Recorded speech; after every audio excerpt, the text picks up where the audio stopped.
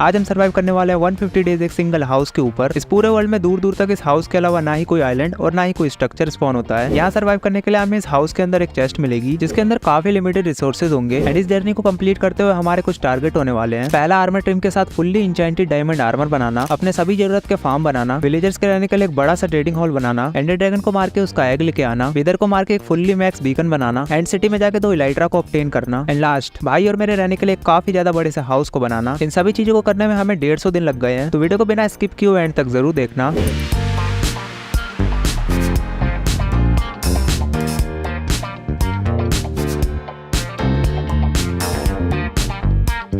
इस वर्ल्ड के अंदर आते ही भाई और मैं स्पॉन हो जाते हैं एक छोटे से हाउस के ऊपर जो कि एक विलेजर का हाउस लग रहा था। बट सवाल तो ये है कि इस वर्ल्ड में हाउस को छोड़ के बाकी की सारी चीजें कहाँ चली गई, वो तो फिलहाल हमें नहीं पता। बट हमें ये पता था कि अंदर एक चेस्ट रखी हुई है, तो फटाफट से हम दोनों अंदर जाकर उस चेस्ट को चेकआउट करते हैं, जिसके अंदर से हमें वाटर बकेट और लावा बकेट के साथ साथ 2 स्टैक डर्ट मिल जाती है। चेस्ट के अंदर बाकी सब सामान तो ठीक है बट कुछ खाने के लिए नहीं था। लग रहा है इनका प्लान हमें पहले दिन में ही मारने का है। तो फर्स्ट ऑफ ऑल हमारे पास जितनी भी डर्ट होती है उससे हम आसपास का कुछ एरिया एक्सपेंड करते हैं जिससे कि हम यहाँ पर अपनी ट्री सैपलिंग वगैरह को प्लांट कर सके।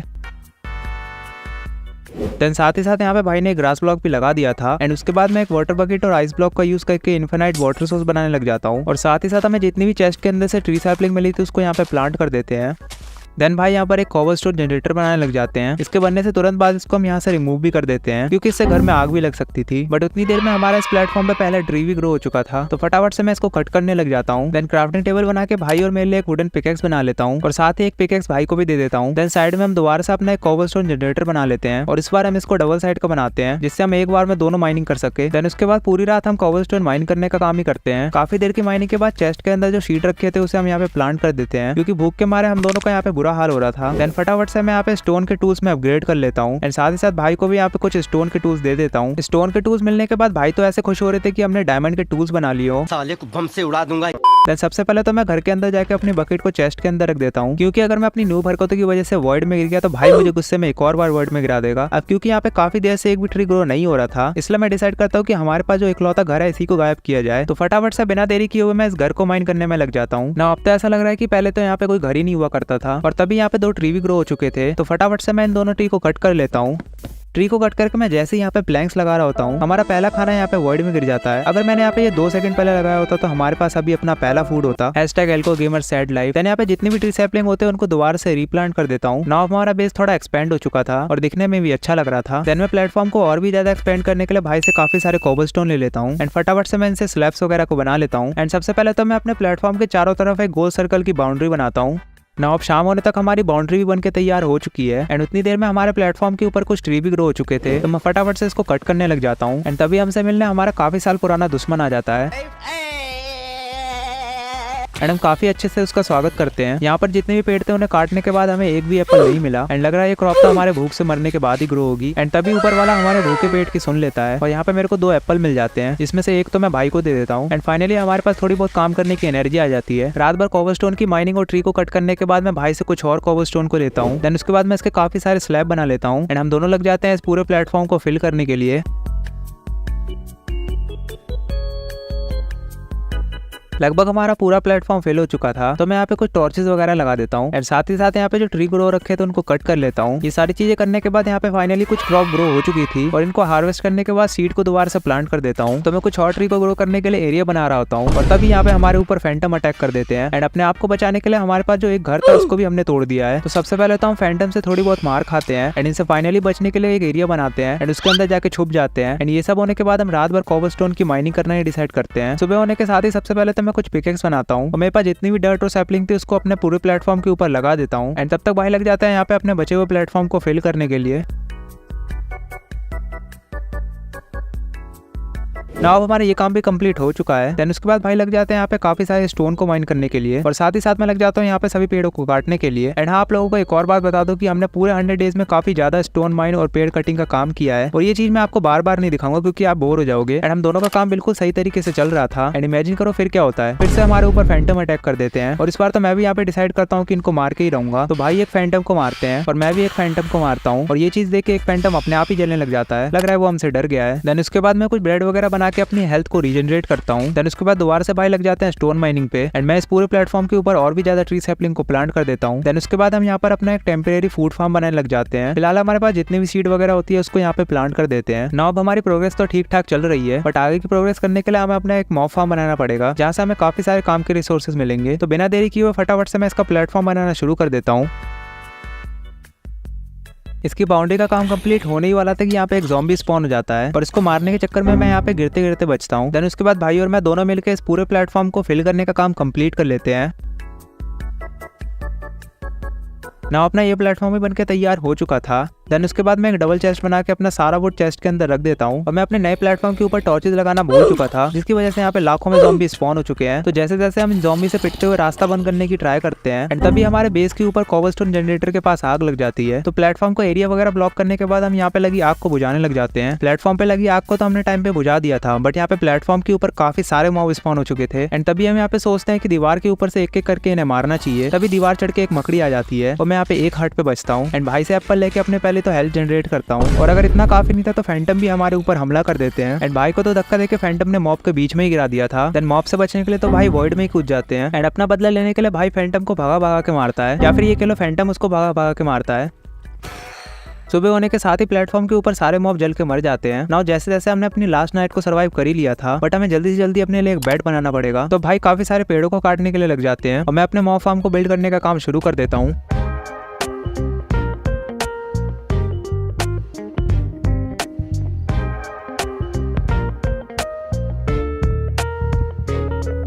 अपना मॉब फार्म कंप्लीट होने के बाद मैं जैसे ही इसके ऊपर एफ का करना शुरू ही करता हूँ कि यहाँ पे शुरुआत में एक ज़ॉम्बी विलेजर आ जाता है। तो अब भाई भी बोलते हैं इसको बाहर निकाल के बोट में बिठाना चाहिए। तो अब मैं सबसे पहले मॉब फार्म को ऊपर से बंद करता हूँ एंड सेफली ज़ॉम्बी विलेजर को छोड़ के बाकी सब मॉब को मार देता हूँ एंड बोट की मदद से इस ज़ॉम्बी विलेजर को यहाँ पे बिठा देता हूँ। तो गाइस सेफली हमारा ये काम भी कंप्लीट हो चुका है।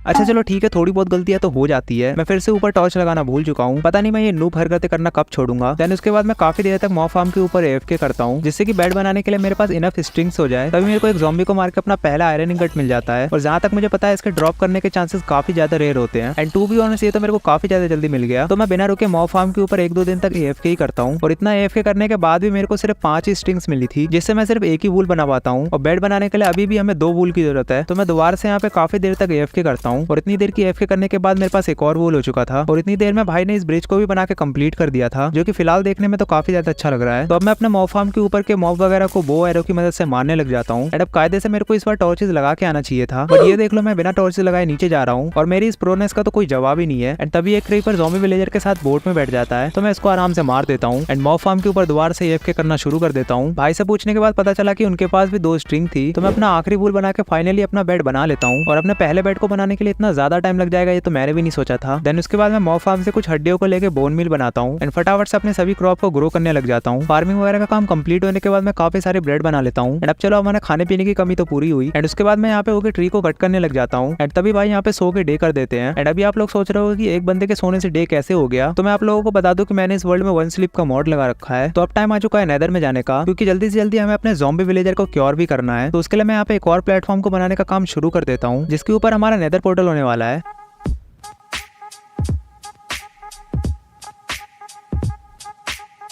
प्लेटफॉर्म को बनाने के साथ साथ भाई यहाँ पे इसके ब्रिज को भी डेकोरेट कर रहे थे, जैसे कि उन्होंने मॉब फार्म वाले ब्रिज को डेकोरेट किया है, जो कि दिखने में काफी ज्यादा औसम लग रहा है। पर मैं भी किसी से कम नहीं हूँ। जब मैं मॉब फार्म पर एएफके कर रहा था तब यहाँ पर एक क्रीपर फट जाता है। देन भाई और मैं मिलकर इसको ठीक करने लग जाते हैं। देन यहाँ पर एक और क्रीपर फट जाता है। अब तो शायद मुझे अपने आप को प्रो समझना बंद करना चाहिए। खैर ये तो अच्छा हुआ कि क्रीपर के धमाके से ये ज़ॉम्बी विलेजर नहीं मरा। देन मैं अपने बचे हुए प्लेटफॉर्म को फिल करने का काम कंप्लीट कर लेता हूँ। नाउ भी आप देख सकते हो कि हमारा ये वाला प्लेटफॉर्म भी बन के तैयार हो चुका है एंड साथ ही साथ भाई ने इसके ब्रिज को भी काफी अच्छी तरीके से डेकोरेट कर दिया है। तो गाइस अब टाइम आ चुका है अपने नेदर पोर्टल को बनाने का एंड इस ज़ॉम्बी विलेजर को क्योर करने के लिए अपनी जड़ी बूटी बनाने का। नाउ मैं अपने नेदर पोर्टल को बिल्ड करने का काम शुरू कर देता हूँ एंड हाँ साथ ही साथ मैं इसको थोड़ा बहुत डेकोरेट भी कर देता हूँ, क्योंकि एक प्रो बिल्डर होने के नाते मैं इसको ऐसे नहीं छोड़ सकता। अब क्योंकि आप लोगों को तो पता है कि इस वर्ल्ड में बिना नेदर में जाए ग्रेवल नाम की चीज तो एग्जिस्ट ही नहीं करती, जिससे हम फ्लिंट एंड स्टील भी नहीं बना सकते। तो मैं इस पोर्टल को एक्टिवेट करने के लिए लावा का इस्तेमाल करने लग जाता हूँ एंड काफी देर तक इधर उधर लावा फैलाने के बाद भी ये पोर्टल एक्टिवेट होने का नाम ही नहीं ले रहा था एंड तभी इस लावा के ज्यादा नजदीक जाने के चक्कर में मेरे ऊपर आग लग जाती है। और सैड न्यूज ये है कि इस टाइम पे मेरे बकेट में वाटर भी नहीं था। तो मैं फटाफट से हेल्प लेने के लिए भाई के पास भागता हूँ और एंड टाइम पे वो मेरे को बचा लेता है यहाँ पर। अब क्योंकि ये पोर्टल एक्टिवेट होने का नाम ही नहीं ले रहा था तो मैं मॉब फार्म के ऊपर AFK करने आ जाता हूँ। एंड तभी थोड़ी देर बाद मेरे को भाई बताता है कि पोर्टल भी एक्टिवेट हो चुका है। तो फाइनली अब हमारी लावा वाली ट्रिक की मदद से पोर्टल भी एक्टिवेट हो चुका है। अब क्योंकि नेदर में जाने से पहले हमें काफी सारे खाने की जरूरत पड़ेगी तो मैं यहाँ पे काफी सारी क्रॉप को ग्रो करने लग जाता हूँ। एंड तभी भाई बताता है कि उन्हें मॉब फार्म के ऊपर AFK करते टाइम एक कैरेट मिली है जिससे आगे जाकर हम गोल्डन कैरेट भी बना सकते हैं। तो फटाफट से मैं इस कैरेट को बोन मील की मदद से मल्टीप्लाई कर लेता हूँ। नाउ अब हमारे पास 1 स्टैक से ज्यादा कैरेट भी हो चुकी है। मॉब फार्म के ऊपर AFK करते टाइम भाई को एक और ज़ॉम्बी विलेजर मिला था तो मैं फटाफट से इधर आके इसे भी बोट में बिठाने लग जाता हूँ। नाउ अब ये ज़ॉम्बी विलेजर भी बोट में बैठ चुका था एंड मैं भी इसके साथ बोट में बैठ जाता हूँ और ये मुझे कुछ भी नहीं करता है। लगता है हमारी दोस्ती हो चुकी है। नाउ अब टाइम आ चुका है नेदर में जाने का और जल्दी से जल्दी काम के रिसोर्सेज इकट्ठा करने का। नेदर में आते ही सबसे पहले तो हम अपने आसपास देखते हैं और इस बार हमें ठीक ठाक स्पॉन मिला था। कम से कम वो यूजलेस बेसाल्ट बायोम तो नहीं मिली। पिगलिन वगैरह से बचने के लिए सबसे पहले तो मैं और भाई गोल्ड नगेट्स को माइन करते हैं। पोर्टल से थोड़ा आगे जाते ही सबसे पहले तो हमें क्रिम्सन फॉरेस्ट वाली बायोम मिल जाती है। तो पिगलिन वगैरह से मार ना खाने के लिए सबसे पहले तो हम अपने गोल्ड के जूते बना लेते हैं एंड तभी हमारे ऊपर एक घास्ट हमला कर देती है। एंड तभी मैं यहाँ पे सोचता हूँ कि मैं अपनी प्रो स्किल का यूज करके घास्ट के फ्लेम को रिफ्लेक्ट कर दूंगा एंड इसको इजिली यहाँ पे मार दूंगा। बट थोड़ा बहुत पिटने के बाद मैं यहाँ से तुरंत भाग जाता हूँ। फिलहाल अभी हम क्रिम्सन फॉरेस्ट के अंदर आई थे कि सामने मेरे को फोर्ट्रेस भी दिख जाती है तो मैं फटाफट से भाई को अपने पास बुलाता हूँ एंड यहाँ पे भाई और मैं बैठ के सबसे पहले तो डिस्कस करते हैं कि फोर्ट्रेस में जाना चाहिए कि नहीं जाना चाहिए। तो अपनी थोड़ी बहुत सुरक्षा के लिए हम डिसाइड करते हैं कि हमें अपने लिए एक पूरा गोल्ड का आर्मर बना लेना चाहिए। तो फटाफट से मैं और भाई यहाँ पे लग जाते हैं गोल्ड की माइनिंग के लिए। गोल्ड वगैरह को माइन करते करते मैं काफी ज्यादा आगे आ जाता हूँ और यहाँ पे मेरे को ग्रेवल मिलती है जो कि हमारी डर्ट से मिला के कोरस डर्ट बनाने के काम आएगी। एंड तभी मुझे पता चलता है कि भाई तो लावा में तैरने की प्रैक्टिस कर रहे हैं। दोस्तों मैं यहाँ पे अकेले नूब नहीं हूँ। देन मैं भाई को अपने कोऑर्डिनेट्स बता के इधर बुला लेता हूँ। नाउ सबसे पहले तो मैं इनको एक गोल्ड के जूते बना के देता हूँ एंड हम दोनों लग जाते हैं यहाँ पे ग्रेवल को माइन करने के लिए। ग्लो स्टोन की मदद से मैं कुछ स्पेक्ट्रल एरो भी बनाता हूँ और इसको टेस्ट करने के लिए कोई नहीं मिल रहा था तो मैं इसको भाई के ऊपर ही ट्राई कर लेता हूँ। इस जगह की सारी ग्रेवल माइन करने के बाद जब हम वापस जा रहे थे तो एक भाई हमारा रास्ता रोक रहे थे तो इनको यहाँ पर हमने सेफली लावा में गिरा दिया। नोटी हो रहा के नाउ भी हमें काफी सारी ग्रेवल की जरूरत होगी और उससे हम काफी सारी कोर्स डर्ट बनाने वाले हैं तो हम निकल जाते हैं नेदर में काफी सारी ग्रेवल को माइन करने के लिए।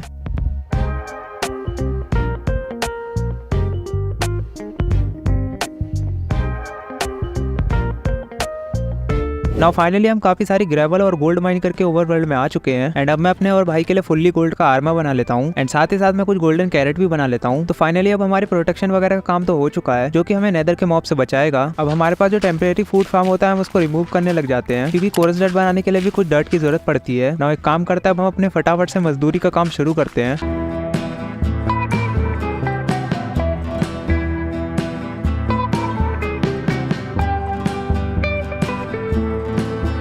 अभी आप देख सकते हो कि हमारे पास टोटल 4 स्टैक डर्ट हो चुकी है। अब क्योंकि हमने अपने टेम्परेरी फार्म को रिमूव कर दिया है तो मैं एक बड़ा सा फूड फार्म बनाने का डिसाइड करता हूँ जिसके लिए मैं यहाँ पे एक नया प्लेटफॉर्म बनाना शुरू कर देता हूँ।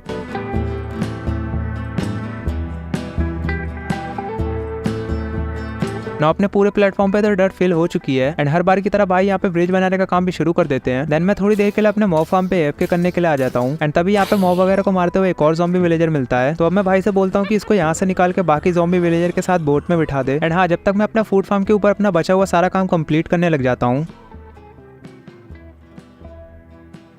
अब इस पूरे फार्म के ऊपर हो करने के बाद ये पूरा फार्म तैयार हो चुका है तो मैं और भाई मिलकर यहाँ पे कैरेट और वीट के साथ साथ सभी शुगर केन को प्लेस कर देते हैं। नाउ फाइनली शाम होते होते हमारा बड़े से फूड फार्म का काम भी कंप्लीट हो चुका है एंड मैं मॉब फार्म के ऊपर आके देखता हूँ तो भाई ने तीसरे ज़ॉम्बी विलेजर को भी बोट में बिठा दिया था एंड साथ ही साथ यहाँ पर AFK करने पर मेरे को एक और गोल्ड इंगट मिल जाता है एंड साथ ही साथ भाई को यहाँ पर एक आलू मिलता है। अब दोस्तों धीरे धीरे हमारे पास सब्जियों की वेरायटी बढ़ते जा रही है। लगता है अब हमें एक वेजिटेबल शॉप खोल लेनी चाहिए। अब मैं अपने 2 आयरन इंगट से 2 शील्ड बना लेता हूँ और एक शील्ड भाई को दे देता हूँ। नाउ अब टाइम आ चुका है नेदर फोर्ट्रेस में जाने का और वहाँ से काफी सारी ब्लेज रॉड को लेकर आने का क्योंकि अब हमें अपने ज़ॉम्बी विलेजर को जल्दी जल्दी क्योर करने के लिए जड़ी बूटी खिलानी है। वो बेचारे सदियों से इसका इंतजार कर रहे हैं और हम अपने फालतू के काम में लगे पड़े हैं। नेदर में आती सबसे पहले अपने गोल्ड के आर्मर को और चमकाने के लिए आग लगवा लेता हूँ। देन उसके बाद फटाफट से हम इनकी छत तोड़ के फोर्ट्रेस के अंदर आ जाते हैं। फोर्ट्रेस में आती सबसे पहले मेरे को सामने एक चेस्ट दिखती है जिसके अंदर से 2 गोल्ड इंगट और कुछ हॉर्स के आर्मर पड़े हुए थे। तभी एक विदर स्केलेटन भाई के ऊपर हमला कर देता है और मैं जैसे भाई को बचाने जाता हूँ एक फटका भाई में लग जाता है और इस टाइम पे वो मुझे बता रहा था कि वो 2 हर्ट पे बचा है। कोई मॉब हमें मारे ना मारे हम दोनों एक दूसरे को जरूर मार देंगे। 2-4 विदर स्केलेटन को मारने के बाद फाइनली हमें ब्लेज स्पॉनर मिल ही जाता है। भाई और मैंने ब्लेज रॉड कलेक्ट करना शुरू ही करी थी। एक तरफ से ब्लेज हमें जला के मार रही थी और दूसरी तरफ से हमें हॉगलिन का बच्चा मार रहा था और एक तो ये 2 कौड़ी का गोल्ड आर्मर प्रोटेक्शन के नाम पे भाई कुछ नहीं हो रहा इससे।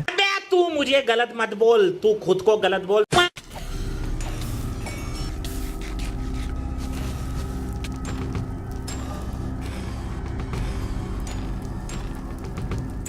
तो जैसे जैसे भाई और मैं मिलकर यहाँ पे काफी सारी ब्लेज रॉड को कलेक्ट कर लेते हैं। 11 तो मेरे पास थी और 4-5 भाई के पास भी थी। तो फोर्ट्रेस को और एक्सप्लोर करते हुए भाई को यहाँ पर एक रेयर मॉब मिलता है। देन उसके बाद मैं यहाँ पे सोचता हूँ कि इसको बोट में बिठा के अपने बेस के ऊपर ले जाया जाए। अब क्योंकि ये बोट में बैठ ही नहीं रहा था तो मैंने इसको मार दिया। एंड इसको मारने के बाद इसका पूरा खानदान भाई और मेरे पीछे पड़ जाता है। खैर यहाँ पर जो भी है हम दोनों मिलकर देख लेंगे। अरे मेरे कद्दू करे फाइट। हम दोनों वहाँ से भाग के निकल जाते हैं। आगे चलकर हमें यहाँ पे नेदरवॉर्ड का एरिया मिलता है तो फटाफट से हम यहाँ पर इसको कलेक्ट कर लेते हैं। फोर्ट्रेस को और एक्सप्लोर करते हुए हमें कुछ चेस्ट भी मिलती है जिसके अंदर से गोल्ड, फ्लिंट एंड स्टील और सबसे मेन 3 आयरन के इंगट मिल जाते हैं, जिसकी फिलहाल तो हमें काफी ज्यादा जरूरत थी। देन उसके बाद स्पेक्ट्रल एरो बनाने के लिए हम काफी सारी ग्लो स्टोन को भी माइन करते हैं। उसके बाद सामने मेरे को कुछ गोल्ड दिखता है। एंड अब भाई आपको परफेक्ट टाइमिंग का एग्जांपल देंगे।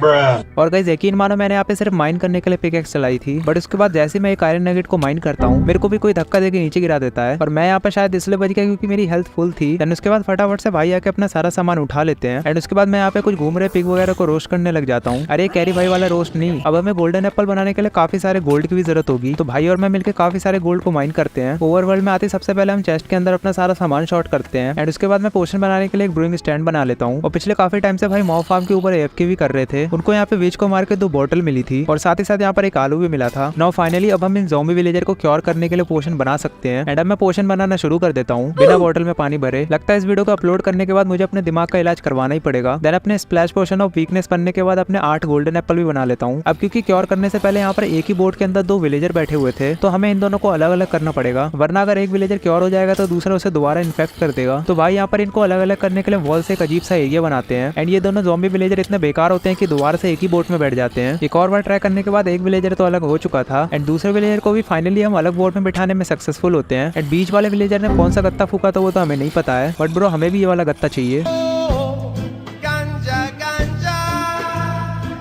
देन उसके बाद यहाँ पर एक ही जड़ी बूटी से तीनों का काम हो जाता है। तो मैं तीनों को एक गोल्डन एप्पल खिला देता हूँ। देन उसके बाद मैं अपनी थोड़ी बहुत शुगर केन की फार्मिंग करता हूँ। देन उसके बाद मैं मॉब फार्म के ऊपर थोड़ा एफके करता हूँ। एंड तभी इतनी देर में यहाँ पे हमारे तीनों विलेजर क्योर हो चुके थे। एंड साथ ही साथ मैं यहाँ पे कुछ जॉब ब्लॉक्स रख देता हूँ जिससे कि ये बंदे डिस्पॉन ना हो। एंड तभी भाई यहाँ पर बोलते हैं कि वो एक देसी आयरन फार्म बना सकते हैं। उसके लिए वो यहाँ पे एक ज़ॉम्बी को निकालने लग गए थे। एंड ज़ॉम्बी को बोट में बिठाने के साथ साथ वो विलेजर के बगल में ले आए थे उसे, पर विलेजर को देख के तो ऐसा लग नहीं रहा था कि इनसे रत्ती भर भी डर रहे हैं। देन हमारे पास जो 2 बेड थे उनको वो यहाँ पे लाके लगा देते हैं। एंड साथ ही साथ यहाँ पे फैन से कुछ एरिया को कवर कर देते हैं। अब उनका ये देसी आयरन फार्म कैसे वर्क करेगा ये तो उन्हें ही पता होगा। एंड जब तक भाई अपना ये वाला आयरन फार्म कंप्लीट कर रहे हैं जब तक हम कुछ पेड़ों वगैरह को काट लेते हैं। देन उसके बाद डर्ट और ग्रेवल को मिला के मैं काफी सारी कोरस डर्ट बनाता हूँ जिसको मैं फटाफट से यहाँ पे नॉर्मल डर्ट में कन्वर्ट करने लग जाता हूँ। तो गाइस अब जैसे कि हमारे इस पूरे बेस पे कोई भी एनिमल एग्जिस्ट नहीं करता है, लेकिन अभी फिलहाल हमें शीप और काऊ जैसे कुछ एनिमल्स की जरूरत है। तो फटाफट से मैं एक और नई प्लेटफॉर्म बनाने का काम शुरू कर देता हूँ।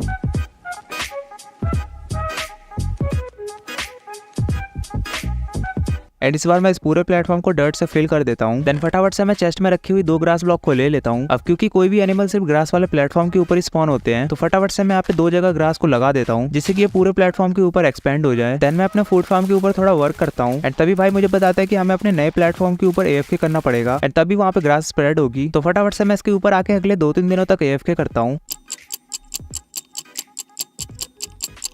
नाउ भी आप देख सकते हो कि लगभग 80% यहाँ पे ग्रास फैल चुकी है, बट यहाँ पे कोई एनिमल स्पॉन नहीं हुआ है। एंड इतने दिनों के बाद फाइनली भाई का देसी आयरन फार्म भी बनके तैयार हो चुका था। तो फटाफट से मैं इधर आ जाता हूँ इसको देखने के लिए। एंड साथ ही यहाँ पर एक गोलम भी स्पॉन हो रखा था और अभी फिलहाल भाई इसमें थोड़ी बहुत करेक्शन कर रहे थे। तो फटाफट से मैं भी उनके साथ लग जाता हूँ इसको ठीक करने के लिए। एंड भाई ने यहाँ पे लावा रखने के लिए साइन बोर्ड की जगह फेंस गेट का यूज किया है, तो मैं उनको यहाँ पे साइन बोर्ड यूज करने के लिए कहता हूँ। एंड जब तक यहाँ पर अपने मॉब वगैरह की कुटाई करता हूँ, और इस बार भाई ने तो कुछ ज्यादा ही खिचड़ी पका दी थी। देन मैं यहाँ पे खुद लावा रखने वाला काम कंप्लीट करने लग जाता हूँ। नाउ मैंने अपनी प्रो वेल्डिंग स्किल से भी इसको ठीक कर दिया है। अच्छा चलो ठीक है, यूट्यूब से देख लिया था कैसे होगा ये। एंड बनने के साथ ही आयरन फार्म काफी ज्यादा अच्छे तरीके से वर्क कर रहा था। भाई का देसी जुगाड़ भी अच्छे तरीके से वर्क कर गया। तो फटाफट से मैं यहाँ पे थोड़ी देर तक एएफके करता हूँ। यहाँ पर काफी देर एएफके करने के बाद जब मैं अपने एनिमल फार्म के ऊपर जाकर देखता हूँ, यहाँ पर एक गाय और 2 शीप स्पॉन हो रखी थी, जिनके देख के तो लिटरली मजा आ गया। अब हम फाइनली कुक फूड खा सकते हैं। एंड तभी भाई मुझे बोलते हैं कि उन्हें यहाँ पर भी एक गाय दिख रही है। एंड यहाँ पर आके मैं ये सोच के कंफ्यूज हो रहा था कि ये गाय यहाँ पर कैसे आई। शायद ये गाय टहलते टहलते इधर आ गई। तो फटाफट से रात होते होते मैं इन सभी को ब्रीड करवा देता हूँ। तो फाइनली हमारे पास और खाना और एनिमल आ चुके हैं। तो गाइस इन मुश्किल से मिले एनिमल्स को मैं यहाँ पे खुला नहीं छोड़ सकता, वरना ये हमसे एस्केप करने के लिए वॉइड में कूद जाएंगे। तो फटाफट से मैं यहाँ पे एक एनिमल फार्म का स्ट्रक्चर बनाना शुरू कर देता हूँ।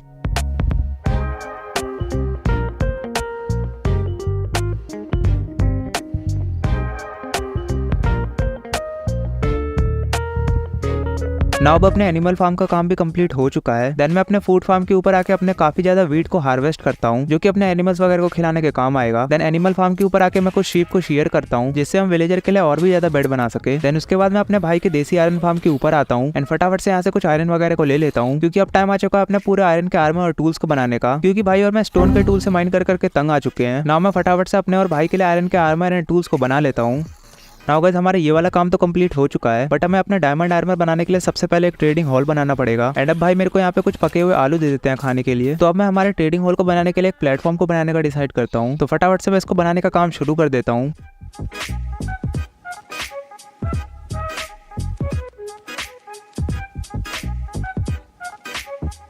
ना शाम होते होते अपना ट्रेडिंग हॉल का प्लेटफॉर्म भी बनके तैयार हो चुका था, और मेरी टॉर्च ना लगाने की आदत की वजह से यहाँ पे एनिमल फार्म के अंदर काफी सारे क्रीपर स्पॉन हो जाते हैं। तो भाई और मैं मिलकर एरो की मदद से इनको दूर से मार देते हैं। एंड साथ ही साथ मैं अपने एनिमल्स को ब्रीड भी करवाता जा रहा था। देन उसके बाद मैं अपने पोर्टल वाले प्लेटफॉर्म के ऊपर आता हूँ। तो भाई ने यहाँ पे चारों तरफ की बाउंड्री के साथ साथ यहाँ पे मेगा स्मेल्टिंग एरिया भी बना दिया है, जहाँ पे हम अपने कॉबलस्टोन के साथ साथ काफी सारे फूड को भी स्मेल्ट कर सकते हैं। तो फटाफट से मैं भाई से काफी सारे कॉबलस्टोन लेता हूँ एंड बिना देरी किए हुए इनको भी स्मेल्टिंग के लिए लगा देता हूँ, क्योंकि अपने ट्रेडिंग हॉल को बनाने के लिए काफी सारे स्टोन ब्रिक्स की जरूरत पड़ेगी। देन उसके बाद मैं काफी देर तक भाई के साथ स्टोन माइनिंग का काम भी करता हूँ। देन उसके बाद मैं आयरन फार्म के कुछ विलेजेस से एमराल्ड की ट्रेडिंग करता हूँ, क्योंकि भाई का ये देसी आयरन फार्म काम करना बंद कर दिया था। कुछ थोड़ी बहुत ट्रेडिंग वगैरह करने के बाद ही काम करना शुरू कर दिया था। पता नहीं कैसा जुगाड़ू आयरन फार्म बना दिया है, कभी चालू हो जाता है और कभी अपने आप बंद भी हो जाता है। देन भाई के बेल्ट का मजाक उड़ाने के बाद वो मेरी गलती दिखाने के लिए मुझे बुलाते हैं, और इस बार मैं फिर से यहाँ पे टॉर्च लगाना भूल गया था। तो भाई और मैं मिलकर यहाँ पे सभी मॉब को एरो से मार देते हैं। एंड तब मैं यहाँ पे ध्यान देता हूँ कि यहाँ पर एक वॉन्टेड ट्रेडर भी स्पॉन हुआ है। इसकी ट्रेड चेक करने के बाद हमें पता चलता है कि अपने साथ जंगल और अकेशिया की सैपलिंग लेकर आया है। तो फटाफट से मैं यहाँ पे कुछ सैपलिंग को बाय कर लेता हूँ एंड उसके बाद इसके दो लांबा को यहाँ पे सबसे पहले टपकाता हूँ। देन फटाफट से मैं और भाई मिलकर इसको हवा में लटकाते हैं और थोड़ा टॉर्चर करते हैं कि फटाफट से हमें डायमंड की ट्रेड दे।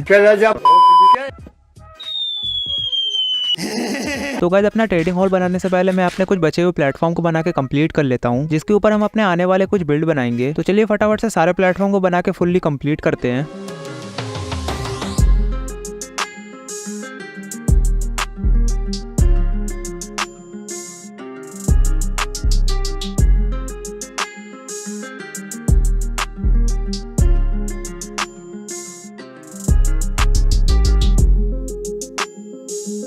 ना अभी आप देख सकते हो कि मैंने अपने सारे प्लेटफॉर्म को बना के कंप्लीट कर लिया है एंड साथ ही साथ मैंने इनकी बाउंड्री को भी थोड़ा बहुत डेकोरेट कर दिया था। एंड अभी भाई यहाँ पर अपनी बची हुई बाउंड्री का थोड़ा काम कंप्लीट कर रहे हैं। देन उसके बाद मैं दोबारा से भाई से काफी सारे स्टोन को लेता हूँ और यहाँ पे स्मेल्टिंग के लिए लगाते जाता हूँ सभी को। जब तक यहाँ पे अपना सारा स्टोन स्मेल्ट हो रहा है, एक काम करते हैं फटाफट से काफी सारी वुड को भी कलेक्ट कर लेते हैं।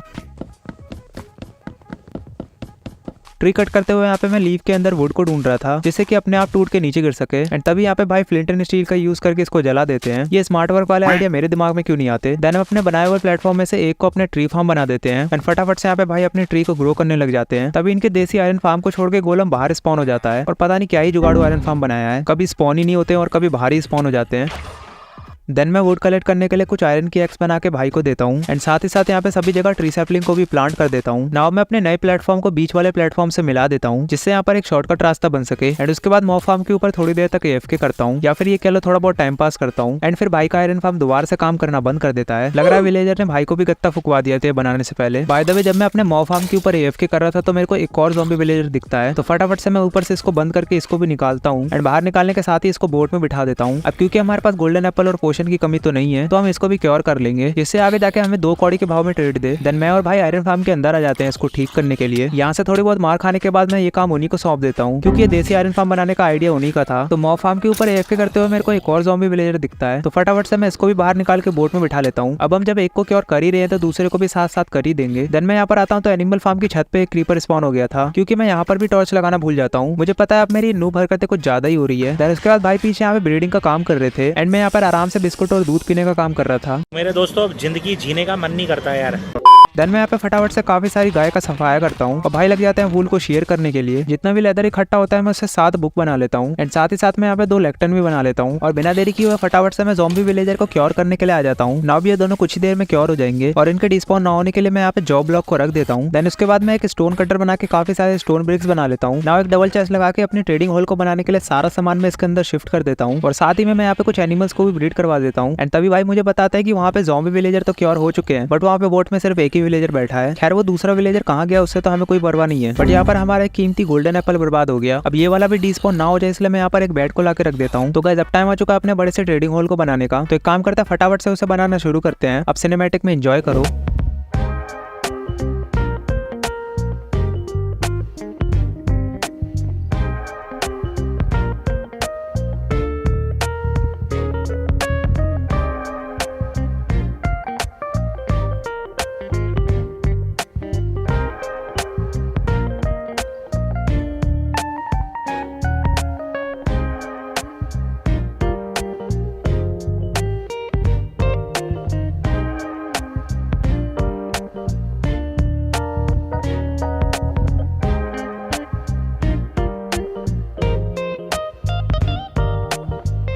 नाउ फाइनली हमारे पूरे बड़े से बेस के ऊपर अपना ट्रेडिंग हॉल भी बन के तैयार हो चुका है, जिसके अंदर हमने काफी सारे जॉब ब्लॉक्स और बेड वगैरह को लगा दिया है। एंड ऊपर हमने एक स्टोरेज रूम बनाया है जिसके अंदर हमारा सारा सामान आ जाएगा। तो अब अगर आयरन फार्म के विलेजर को छोड़ दिया जाए तो हमारे पास ट्रेडिंग हॉल में ले जाने के लिए सिर्फ एक ही विलेजर है। तो एक और ज़ॉम्बी विलेजर के लिए मैं मॉब फार्म के ऊपर 1-2 दिन के लिए AFK करता हूँ। एंड अभी तक मेरे को यहाँ पे कोई भी ज़ॉम्बी विलेजर नहीं मिलता है। तो अब मैं हमारे इकलौते विलेजर भैया को ट्रेडिंग हॉल के अंदर ले जाने लग जाता हूँ और इसके लिए मैं यहाँ पे बेड वाली ट्रिक का इस्तेमाल करता हूँ।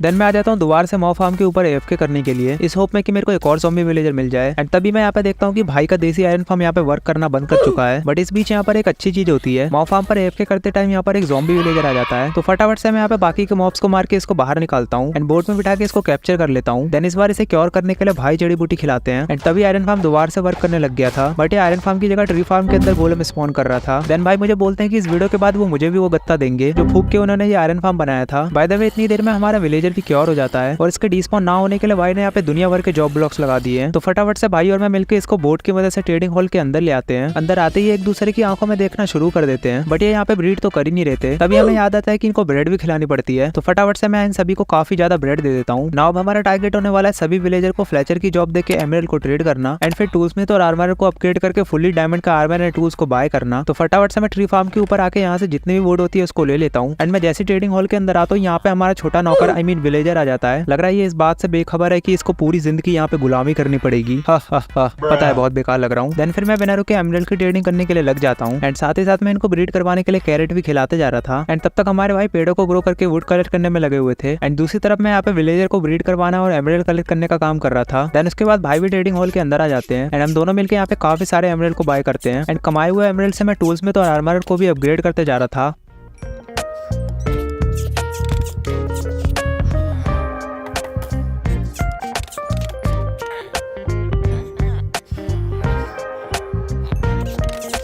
काफी देर की ट्रेडिंग के बाद टूल्स में डायमंड की एक्स और शवल को ट्रेड कर रहा था।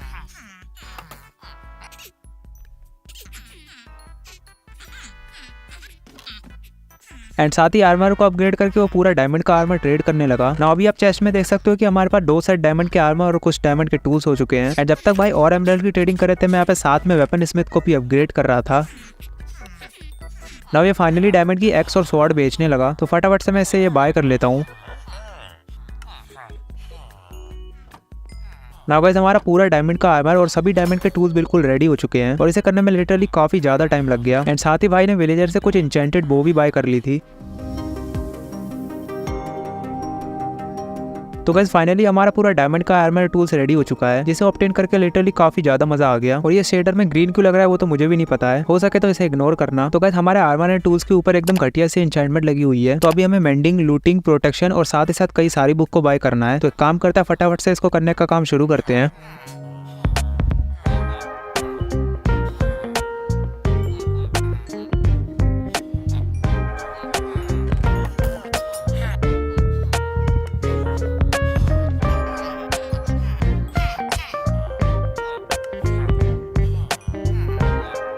नाउ गाइस अभी आप देख सकते हो कि हमने काफी सारी बुक को बाय कर लिया है। कुछ बुक तो हमें जल्दी मिल गई थी बट कुछ को मिलने में काफी ज्यादा टाइम लग गया। तो एक काम करते हैं फटाफट से इस पूरे को अपने आर्मर टूल्स पे लगा लेते हैं।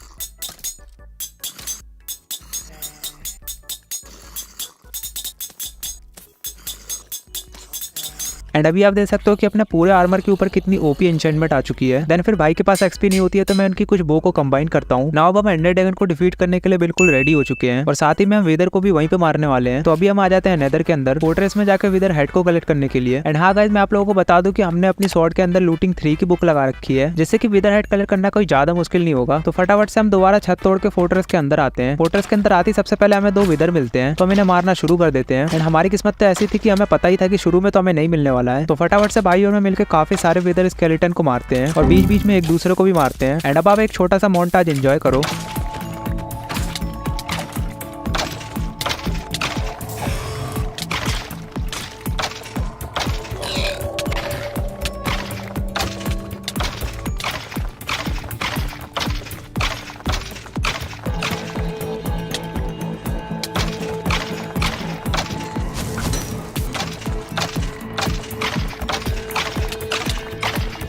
अपना विदर हेड कलेक्ट करने का काम ठीक से चल ही रहा था कि एक ब्लेज को मारते टाइम यहाँ पे एक एरो ज़ॉम्बी फाइट पिगलिन के भी लग जाता है और इसकी पूरी आर्मी मेरे पीछे पड़ जाती है। तो एरिया वगैरह ब्लॉक करके और भाई की थोड़ी सी हेल्प लेके मैं इनको आराम से मार देता हूँ। एंड उसके बाद हम कुछ और विदर स्केलेटन को मारते हैं, जिसकी वजह से मेरा गोल्ड का हेलमेट भी टूट जाता है। बट ये चीज मुझे पता नहीं होती है। एंड मैं जैसे ही बाहर आता हूँ पिगलिन की फौज मुझे मारने लग जाती है। देन भाई से गोल्ड लेने के बाद फटाफट से मैं गोल्ड का हेलमेट बना लेता हूँ। एंड अभी आप देख सकते हो कि हमारे पास टोटल 4 विदर हेड हो चुके हैं, जबकि हमें स्पॉन करने के लिए सिर्फ 3 की जरूरत है। भाई अपनी सिल्क वाली पिकेक्स से कुछ क्रिम्सन फॉरेस्ट की ग्रास को इकट्ठा करते हैं और मैं यहाँ पे कुछ रूमलाइट को इकट्ठा कर लेता हूँ। देन अपने बेस के ऊपर आके चेस्ट के अंदर अपनी सारी इन्वेंट्री को खाली करते हैं एंड दोबारा से आ जाते हैं नेदर के अंदर वॉफ फॉरेस्ट की बायोम को ढूंढने के लिए। काफी देर तक आगे बढ़ते हुए सामने मेरे को बेशन दिख गई थी, तो भाई और मैं फटाफट से बेशन की तरफ निकल जाते हैं। आगे जाकर हमें पता चलता है कि उसी के पीछे एक वॉफ फॉरेस्ट वाली बायोम भी है। तो यहाँ पर आके सबसे पहले भाई सिल्क टच से ग्रास ब्लॉक को कलेक्ट करते हैं और मैं यहाँ पे कुछ वॉफ फॉरेस्ट वाली सैपलिंग को कलेक्ट कर लेता हूँ।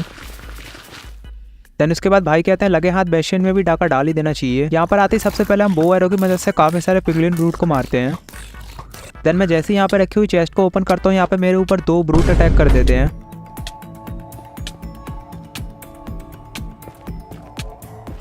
और मैं यहाँ पे हड़बड़ी में इधर उधर ब्लॉक प्लेस करने लग गया था, वो तो मैं एक हार्ट पे बच जाता हूँ। देन उसके बाद हम बेशन में घूम रहे कुछ और ब्रूट को मारते हैं। देन फिर फाइनली हमें इनका खजाना भी दिख जाता है। तो फटाफट से भाई और मैं यहाँ पर आते हैं और इसको लूटना शुरू कर देते हैं। पूरे खजाने को सफा चट करने के बाद हम यहाँ पे कुछ और पिगलिन को मारते हैं। देन वापस निकलते हुए हमें यहाँ पे कुछ चेस्ट भी दिखती है, जिसके अंदर 2 एंशिएंट डबरीज थी और साथ ही साथ कुछ गोल्ड भी था। दूसरी चेस्ट के अंदर से हमें गोल्ड और डायमंड की पिकेक्स मिल जाती है, जिसपे फॉर्चून 2 लगी हुई थी। देन फटाफट से हम टाइम वेस्ट किए बिना पोर्टल पे आ जाते हैं। नाउ गाइस, अब हम डिसाइड करते हैं कि हमारे जो पोर्टल के लेफ्ट राइट में 2 प्लेटफॉर्म बचे हुए हैं, उन पे अपने नेदर की 2 बायोम बनानी चाहिए, जिसका सारा सामान हम ऑलरेडी लेके आ चुके हैं। तो एक काम करते हैं, फटाफट से इसको बनाना शुरू करते हैं। मैं एक तरफ वॉफ वाली बायोम बनाता हूँ तो दूसरी तरफ भाई क्रिम्सन वाली बायोम बनाते हैं।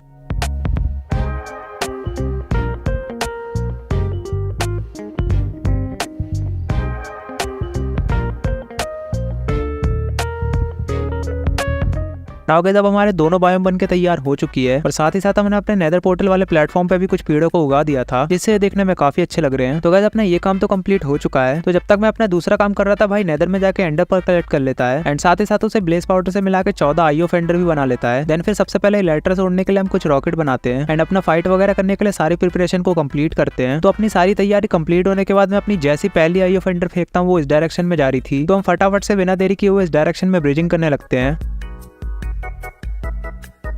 लगभग 200-250 ब्लॉक दूर आने के बाद फाइनली हमें सामने एक छोटा सा प्लेटफॉर्म दिख रहा था एंड जैसे हम इधर आते हैं यहाँ पर एक पोर्टल होता है। बट सबसे मेन चीज तो ये थी कि ये पूरा पोर्टल एक्टिवेटेड था और हम जो इतनी सारी आईओ फेंडर लेके आए वो बर्बाद हो गई। तो बिना एक भी सेकंड लगाए हुए मैं इसको वॉइड में फेंक देता हूँ। देन उसके बाद भाई और मैं पोर्टल के अंदर आ जाते हैं। यहाँ पर आके सबसे पहले तो अपना टारगेट होने वाला है काफी सारी एंडर पर्ल को कलेक्ट करना। तो भाई और मैं फटाफट से यहाँ पे एक एरिया बना के एंडर पर्ल कलेक्ट करने लग जाते हैं। लूटिंग 3 की वजह से हमें काफी सारी एंडर पर्ल मिल जाती है। वैसे हमारी अभी तक की नूब हरकतों की वजह से लग नहीं रहा है कि हम पे क्लच भी हो पाएगा। देन फिर भाई और मैं लग जाते हैं सभी एंड क्रिस्टल को फोड़ने के लिए। सभी क्रिस्टल फूटने के बाद मैं इसको ऊपर से एरो मार रहा था और भाई इसको नीचे से बजा रहे थे।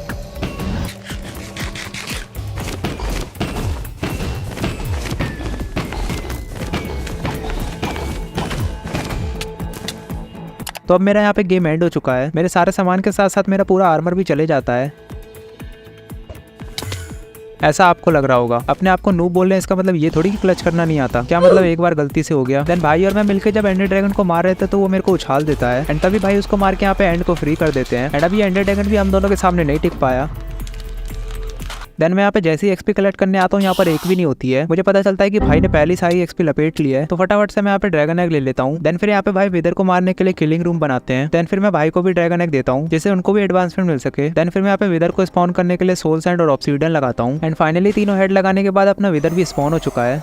अब क्योंकि हमने इसको यहाँ पर ट्रैप कर दिया था तो हम दोनों मिलकर इसकी अच्छे से कुटाई करते हैं।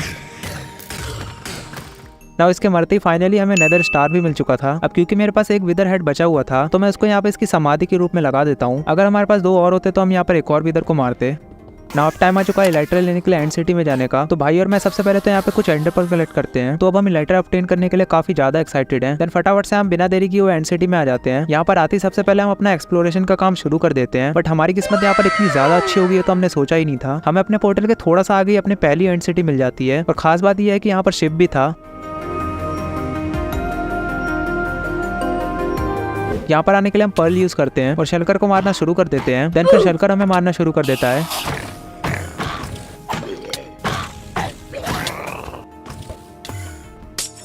थोड़े बहुत शलकर मारते हुए भाई और मैं ऊपर आ जाते हैं। एंड ऊपर आधी सबसे पहले तो हमें यहाँ पे 2 चेस्ट दिखती है जिसमें से कुछ डायमंड के आर्मर और डायमंड के साथ साथ काफी सारे डायमंड के टूल्स भी थे। मैं यहाँ पर जब तक सब कुछ लूट रहा था भाई मुझे एक शलकर बॉक्स बना के देते हैं। तो मैं अपना सारा मेन सामान उसके अंदर रख देता हूँ। और यहाँ पर हमें शिप पे पहुंचते पहुंचते काफी सारी दिक्कतें हुई। यहाँ पर हमें सभी शलकरों को मार के ऊपर जाना पड़ रहा था। तो फाइनली पर्ल का यूज करके मैं शिप के ऊपर आ जाता हूँ। और यहाँ पर अंदर आने के बाद सबसे पहले भाई और मैं कुछ शलकर को मारते हैं। चेस्ट को ओपन करते ही मेरे को इस वर्ल्ड का पहला आर्मर ट्रिम और कुछ गोल्ड मिल जाता है। एंड उसके बाद मैं बिना देरी किए हमारी पहली इलाइट्रा ऑब्टेन करता हूँ। देन उसके बाद भाई मेरे को बोलते हैं यहाँ पे लगे हाथ ड्रैगन हेड को भी ले लेते हैं।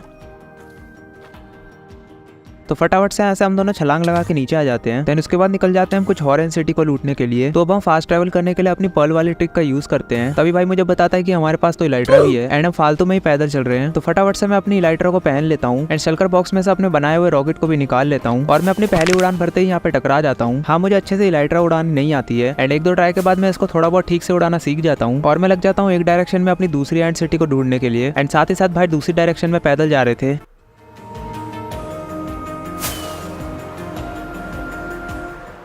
2000 years later. गाइस अभी आप देख सकते हो कि मेरी इलाइट्रा टूटने वाली है और इतने हजारों ब्लॉक ट्रैवल करने के बाद भी मेरे को एक भी एंड सिटी नहीं मिली है। एंड तभी भाई मुझे बताता है कि उनको सिर्फ पैदल चलते हुए 2-3 एंड सिटी मिल चुकी थी। एंड अभी वो जिस एंड सिटी में है वहाँ पे शिप भी है। तो मैं फटाफट से पर्ल वगैरह का यूज करके उनके दिए हुए कॉर्ड्स पे जाने लग जाता हूँ। एंड यहाँ पर आते ही मैं खुद भी हैरान हो जाता हूँ क्योंकि एंड सिटी काफी ज्यादा बड़ी थी। यहाँ पर आते ही सबसे पहले तो मैं कुछ शलकर को मारता हूँ एंड अपने शिप के ऊपर जाने के लिए मैं यहाँ पे पर्ल का यूज कर रहा था। तभी भाई मुझे याद दिलाता है कि इलाइट्रा से उड़ के आ जाओ। देन मैं इलाइट्रा से उड़ान भरते हुए यहाँ पर एक ठीक ठाक सी लैंडिंग करता हूँ। शिप के अंदर आके सबसे पहले तो हम कुछ शलकर को मारते हैं एंड यहाँ की इलाइट्रा ऑब्टेन करने के बाद चेस्ट के अंदर से हमें एक और आर्मर ट्रिम मिल जाता है। एंड साथ ही साथ दूसरी चेस्ट के अंदर कुछ डायमंड भी थे। यहाँ की इलाइट्रा ऑब्टेन करने के बाद भाई यहाँ के ड्रैगन हेड को भी ले लेते हैं। ना हमारे यहाँ 2 इलाइट्रा कलेक्ट करने का मुश्किल काम भी कंप्लीट हुआ और इसी खुशी में हम यहाँ पे कुछ पटाखे फोड़ते हैं। देन फिर हम यहाँ से एक पर्ल वाली एमएलजी करते हैं एंड उसके बाद अपने बेस पे जाने के पोर्टल पे आ जाते हैं। तो गाइस अभी हमारे ऑलमोस्ट सारे टारगेट कंप्लीट हो चुके हैं एंड अभी हमारा एक लास्ट बड़ा सा टारगेट बचा है मेरे और भाई के रहने के लिए काफी ज्यादा बड़े से हाउस को बनाना। एंड अभी आप देख सकते हो कि हमें सभी एंड सिटी के अंदर से ये सारी लूट मिली है। अपने ड्रैगन एग और नेदर स्टार के साथ साथ हमने सारा कीमती सामान इधर रख दिया है। अब क्योंकि हमें अपना फुल्ली मैक्स बीकन बनाना है तो उसके लिए मैं काफी दिनों तक अपने आयरन फार्म पे एएफके करता हूँ। एंड उसके बाद भाई और मैं यहाँ पे मेगा कॉबलस्टोन जनरेटर बना के काफी सारे स्टोन को इकट्ठा करते हैं। अब क्योंकि मेरी इलाइट्रा टूट चुकी थी इसलिए मैं इसको हील करने के लिए काफी ज्यादा मॉब को मारता हूँ। एंड काफी देर के बाद मुझे रियलाइज होता है कि इसके अंदर तो मैंने मेंडिंग ही नहीं लगाई है। देखो बड़े बड़े बेस पे छोटी छोटी गलतियां होते रहती है। तो मैं फटाफट से विलेजर से एक मेंडिंग की बुक को बाय करता हूँ एंड इसे अपनी इलाइट्रा में लगाने के बाद फटाफट से इसको हील करना शुरू कर देता हूँ। अब क्योंकि अपने हाउस के आसपास के फार्म को बनाने के लिए हमें डर्ट की भी जरूरत थी तो फटाफट से भाई और मैं यहाँ पे कोरस डर्ट को नॉर्मल डर्ट में कन्वर्ट करते हैं। और अभी हमने बीच में से हटा के अपना सारा सामान यहाँ पे साइड में शिफ्ट कर दिया है एंड अपने हाउस को बनाने के लिए सारा मटेरियल कलेक्ट हो चुका है। तो एक काम करते हैं फटाफट से इसको बनाना शुरू करते हैं। आप लोग सिनेमैटिक में एंजॉय करो।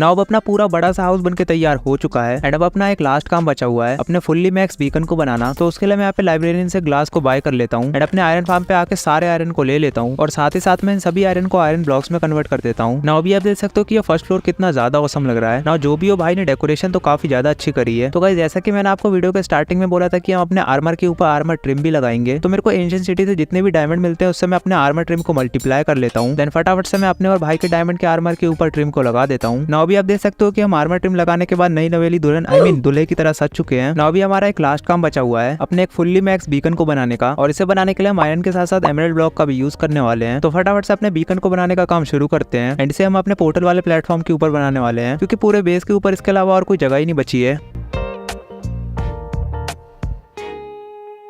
ना अभी हमारा बीकन भी बनकर तैयार हो चुका है, जिसके ऊपर की 2 लेयर हमने एमराल्ड ब्लॉक से बनाई है। एंड तभी भाई मुझे बताता है कि उन्होंने ट्रेडिंग हॉल के अंदर कुछ और भी एमराल्ड रखे हुए हैं, तो हम तीसरी लेयर को भी एमराल्ड से कवर कर देते हैं। ना अब हमारा प्यारा सा बीकन भी बनकर तैयार हो चुका है और इसमें लगे एक एक एमराल्ड को कमाने के लिए हमारा लिटरली पसीना निकल गया। एंड भाई तो इतने ज्यादा खुश हो जाते हैं कि उस चैलेंज के कंप्लीट होने पर पटाखे फोड़ने लगते हैं। तो फटाफट से कमेंट करके बताओ कि आप इस पूरे हाउस को कितने नंबर दोगे 10 में से। अच्छा छोड़ो, इस पूरे बेस को 100 में से कितने नंबर दोगे? वैसे एग्जाम में तो 40 से ऊपर आए नहीं, होप कि यहाँ पे ज्यादा मिल जाए। तो फटाफट से अपने कमेंट करना मत भूलना। और गाइस लिटरली इस पूरे बड़े से बेस को बनाने के लिए काफी ज्यादा दिनों की मेहनत लग गई है। तो अगर आप चैनल पे नए हो तो प्लीज चैनल को सब्सक्राइब कर लो, और अगर आपको वीडियो अच्छी लगी है तो इसको एक लाइक जरूर से करते जाना। एंड अभी आप जो स्क्रीन पे 100 डेज की वीडियो देख रहे हो उसे भी बनाने में काफी ज्यादा टाइम लगा है, तो जाओ जाके फटाफट से इस वीडियो को भी देखो। हम मिलते हैं आपको नेक्स्ट वीडियो में, तब तक के लिए गुड बाय।